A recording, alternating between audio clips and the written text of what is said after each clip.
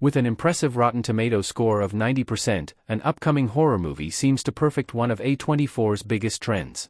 A little over a decade after being founded by Daniel Katz, David Finkel, and John Hodges, A24 has risen in the ranks as one of the most reliable film distribution and production companies.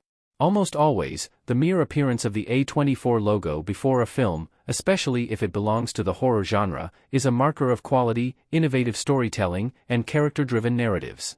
After ending 2023 on a high note with successful movies like The Iron Claw and Talk to Me, A24 seems to have an incredible roster of film distributions lined up for 2024. One of these is a highly acclaimed horror flick and is already being touted as one of the best potential 2024 films of the genre. However, what makes this upcoming horror movie even more exciting is that it masters one beloved A24 trend. A24 movie's visual style and lighting explained. A24's films are often associated with artistic integrity. Since A24 is a film distributor, with each of its distributed films having its own distinct creative team, it would be unfair to say that all A24 movies have the same visual elements. However, a closer look at the entertainment company's production and distribution choices makes it hard not to notice how many films with the A24 tag speak a similar visual language.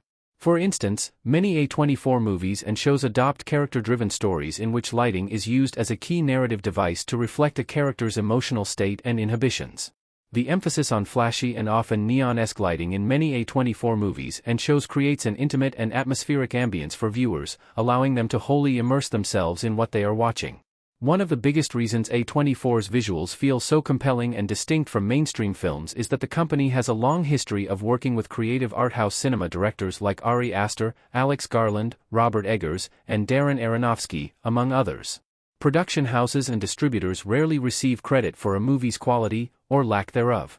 However, A24's long history of producing and distributing films made by creative and often indie powerhouses has allowed the company to build a good reputation among moviegoers.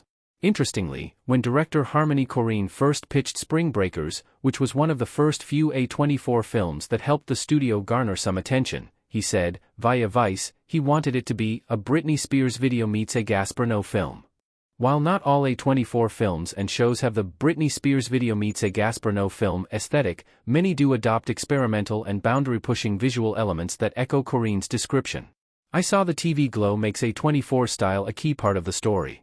From neon-lit aesthetics to synthwave music, I Saw the TV Glow has it all. I Saw the TV Glow seems to perfectly capture the visual style associated with A24 films.